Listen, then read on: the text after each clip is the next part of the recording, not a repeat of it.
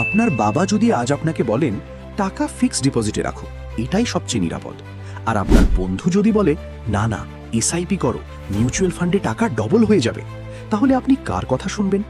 এই প্রশ্নটা নিয়ে হাজার হাজার মানুষ প্রতিদিন দ্বিধায় ভোগেন, আর ভুল সিদ্ধান্ত নিয়ে হয় টাকা পড়ে থাকে, বেঁচে বেঁচে বাড়ে, নয়তো ঝুঁকি নিয়ে ঘুম হারাম হয়ে যায়। আজকে আমি আপনাকে সংখ্যা দিয়ে, বাস্তব হিসেব দিয়ে দেখাবো কোনটা আসলে আপনার জন্য সঠিক, আর কেন বেশিরভাগ মানুষ এই দুটোর মধ্যে ভুল বেছে নেন। ধরুন আপনার কাছে ৫,০০০ টাকা আছে প্রতি মাসে বিনিয়োগ করার মতো। আপনি যদি এই টাকা ফিক্সড ডিপোজিটে রাখেন, ব্যাংক আপনাকে বছরে মোটামুটি ৬ থেকে ৬.৫% সুদ দেবে। এটা নিশ্চিত, গ্যারেন্টিড। বাজার ওঠানামা করলেও আপনার টাকা কমবে না। ১০ বছর পর এই ৫,০০০ টাকার মাসিক জমা প্রায় ৮ থেকে ৮.৫ লাখ টাকায় দাঁড়াবে। শুনতে খারাপ না, তাই না?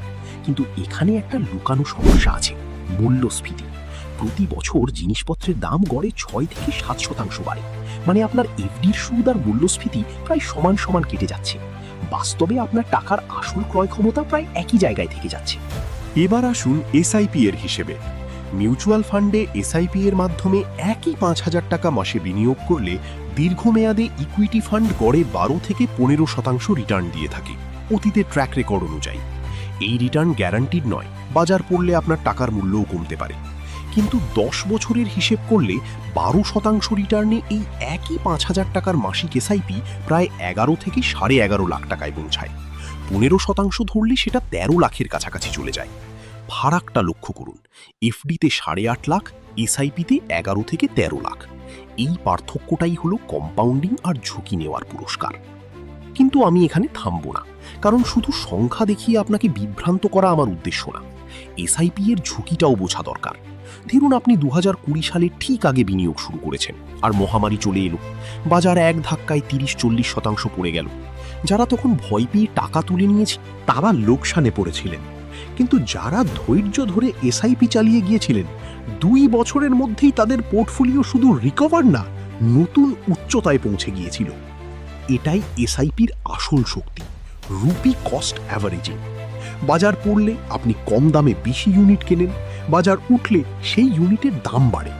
কিন্তু এই কৌশল কাজ করে শুধু তখনই যখন আপনার হাতে সময় আছে, অন্তত ৫ থেকে ৭ বছর।